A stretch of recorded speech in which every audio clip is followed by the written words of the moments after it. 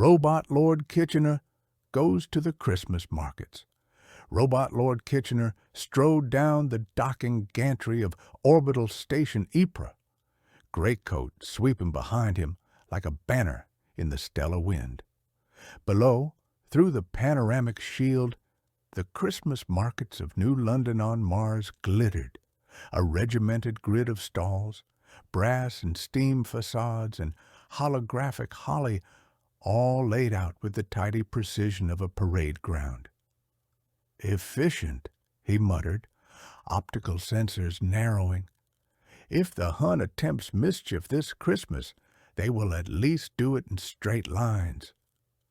As his shuttle settled with a hiss, steam wreathing the landing platform like Yuletide fog over the Thames of old Earth, Kitchener descended, polished adamantine boots ringing on the scarlet plasteel carpet, his chest plate bearing the familiar recruiting sigil that had once called millions of flesh and blood volunteers to war.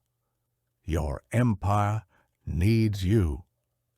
Now, in the year 2550, the poster was gone, but the symbol lived on, etched in gold over his titanium heart, illuminated by tiny festive fairy lights some overzealous engineer had strung there without orders. The market smelled of mulled synth wine, roasted chestnuts grown in orbital arboretums, and ozone from hovering brass band drones playing carols in strict 4/4 time. Stalls clustered beneath towering, riveted arches, each arch crowned with a clockwork angel that rotated with military regularity, trumpets sounding on the hour with a dignified chime. Civilian crowds flowed between the booths, Martian-born Britons in wool and vacuum-weave cloaks, Jovian traders in pressure suits trimmed with tinsel, and the odd, nervous diplomat from the Elandari Stellar Concord, nose red from the cold and quite possibly from guilt. Kitchener's threat detection subroutines ticked away as steadily as any Victorian pocket watch. Christmas, history recorded, was a season when the Hun liked to believe the Empire would relax its guard, lulled by sentimental tales of truces in trenches and shared carols. "A truce," Kitchener said aloud, voice like a distant artillery battery, "is merely an interval in which the enemy reloads." He advanced into the first row of stalls, flanked by a pair of crimson-liveried drone guards whose bayonets doubled as antennae. One stall sold ornaments, glass baubles with tiny replica dreadnoughts inside, cruising through snowstorms of silver glitter and miniature brass automatons that saluted when tapped. The vendor, a young woman in a holographically simulated Victorian bonnet, stared up at him, eyes wide. "Merry Christmas, my lord," she stammered, offering a bauble shaped like a stylized Hun battlecruiser exploding into sparks. Kitchener considered the ornament. The explosion glittered in festive crimson. The tiny enemy ship broke apart in tasteful slow motion, loops of gold script above it reading, "Peace through superior firepower." "Acceptable propaganda," he intoned. "I shall requisition 6. The vendor hurried to comply, hands shaking as the great mechanical gauntlet placed a credit chip on her counter with surprising delicacy. The baubles were passed to an aid drone to be logged as morale assets for the garrison. As he moved on, a brass band of school children, augmented with hovering speakers and a metronome AI, struck up "God Rest Ye Merry, Gentlefolk of Space," their breath steaming in the cold Martian air. Kitchener's auditory sensors picked up the slightest wobble in timing and corrected it with a discreet transmission, aligning every note like troops on review. The resulting harmony rolled down the market street like a disciplined advance, and even Kitchener's adamantine jaw softened by a micron. At a confectioner's stall, great trays of mechanical gingerbread soldiers marched in perfect formation, sugar icing uniforms immaculate, tiny candy rifles at the ready. Every few steps they dipped their heads and called out a pre-programmed greeting in bright, tinny voices. Merry Christmas! Long live the British Space Empire! A separate tray held gingerbread Huns, mustachioed, their icing helmets inexplicably dented and their ranks in disarray. "Why are the enemy models untidy?" Kitchener asked, leaning in, optics glowing faintly in the frosted lamplight. The confectioner, a portly fellow in a holographic waistcoat patterned with snowflakes and crossed sabers, wiped his hands on his apron. "Authenticity, my lord," he replied. "The Hun never could keep a proper line." Kitchener's chest cannon hummed with what might once have been amusement. He purchased the entire tray of gingerbread Huns, ordering them distributed free to the children of the garrison, with explicit instructions that the heads be bitten off first, for instructional purposes. The children, clustered nearby with their parents, cheered as the order went out, and soon the air filled with the crunch of biscuit and the delighted shrieks of young citizens enacting decisive tactical victories with their teeth. For a brief moment, the sound overpowered even the market's hymns and hawkers' cries. At the market's heart stood the grand tree, an enormous conifer coaxed from Martian soil by imperial botany, its branches laced with copper filaments and draped in banners of the empire. Lanterns hung from the boughs, each lantern containing a holographic scene from the empire's history. The relief of Khartoum recreated in miniature, the raising of the banner over the moons of Saturn, the first Hun dreadnought scuttled in the rings. Children clustered around, pointing at the flickering battles as though they were snow globes. Kitchener paused before a lantern that depicted his own past fleshly form, mustache imposing, eyes stern beneath a field marshal's cap. In the tiniest scene, men in khaki surged forward at his command, charging across a sand-swept battlefield long consumed by time and tides of dust. The robot regarded his former self in silence, data streams cross-referencing casualty figures and strategic outcomes. A small hand tugged at his greatcoat. He looked down to find a child in a miniature red tunic and cardboard epaulets, staring up with determined curiosity. "Lord Kitchener, sir," the boy said, saluting with more enthusiasm than technique. "Is it true the Hun tried to stop Christmas once?"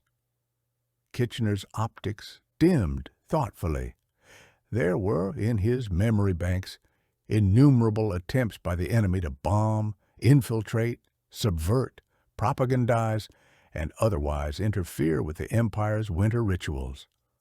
"The Hun," he replied, "has tried to stop many things, our fleets, our colonies, our very empire." He knelt, servos whirring softly in the snow-dusted air. "But Christmas is not a point on a map to be shelled, nor a ship to be sunk.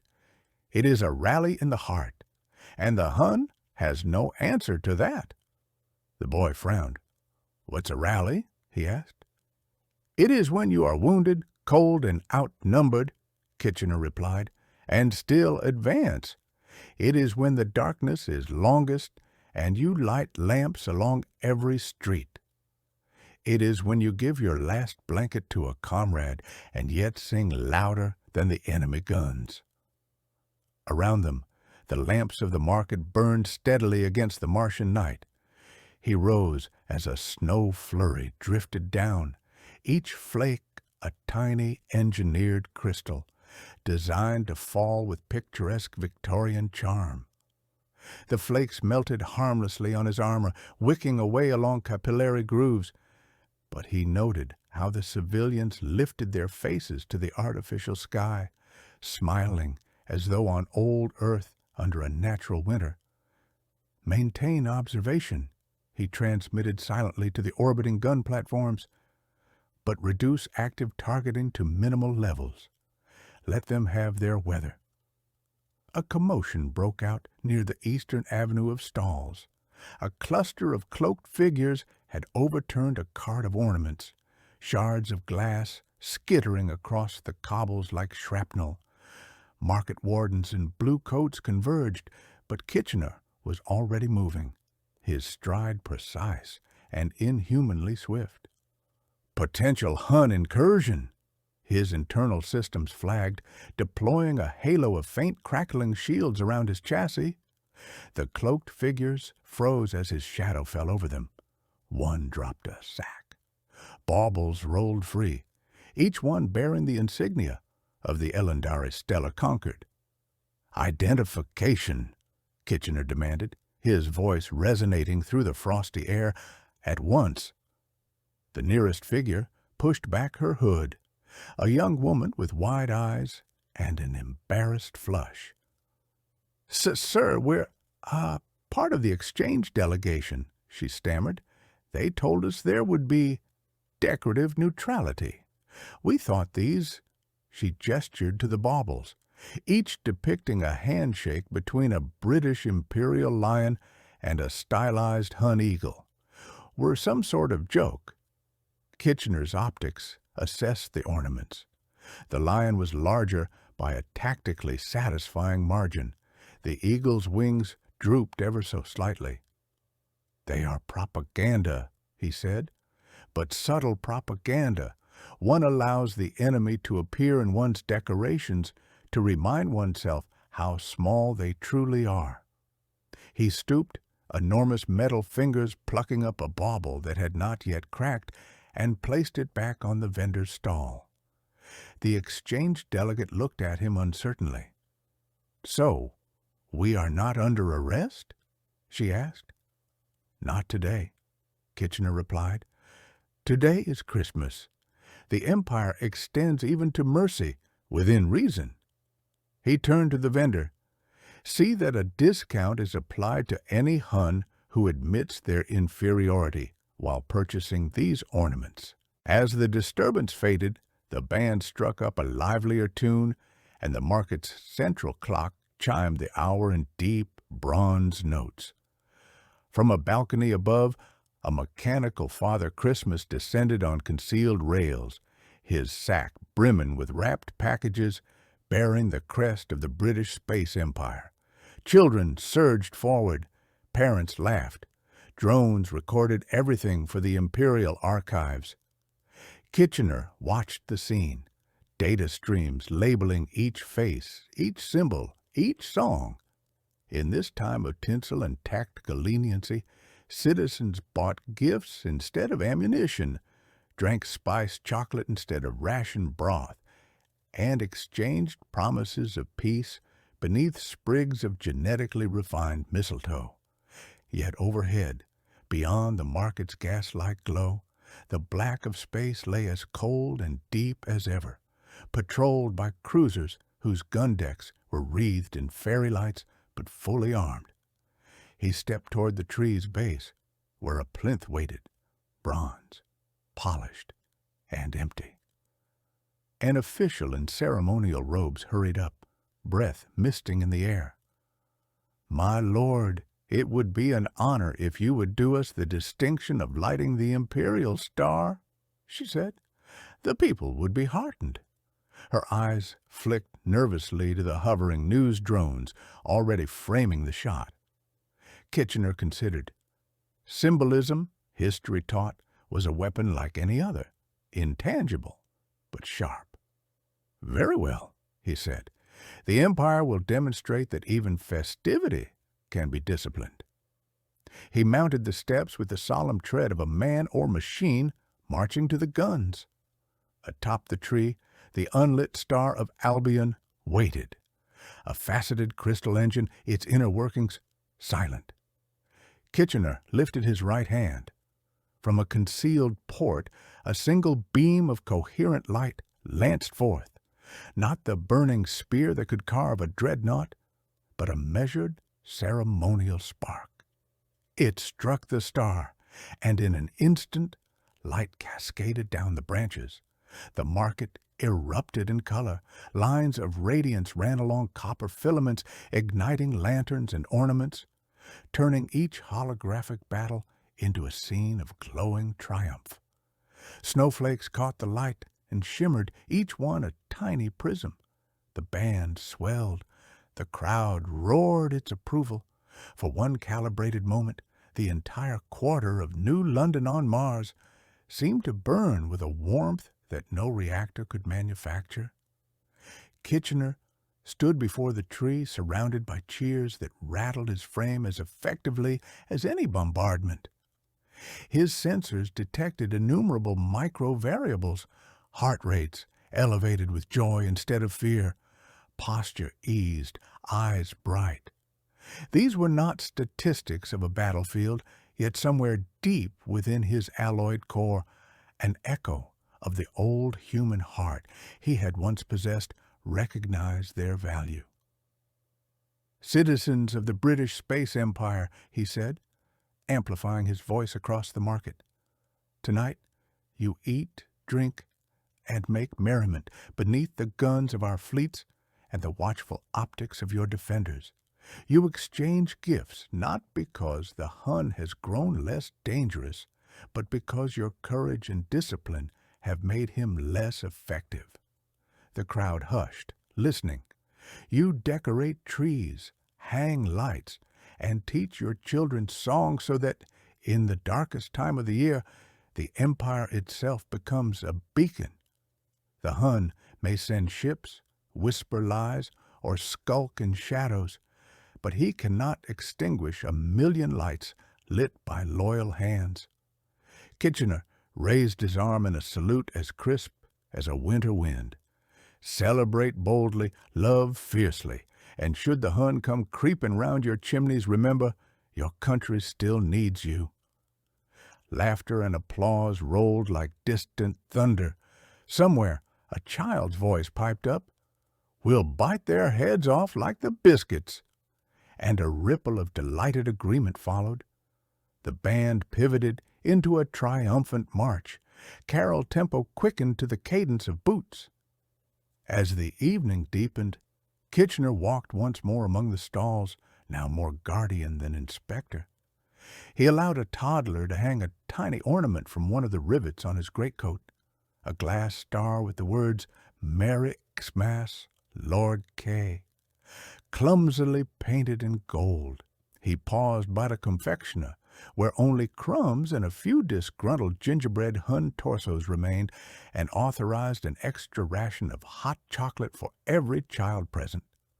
Eventually, he returned to the shuttle platform, the market's glow receding behind him like a captured sun.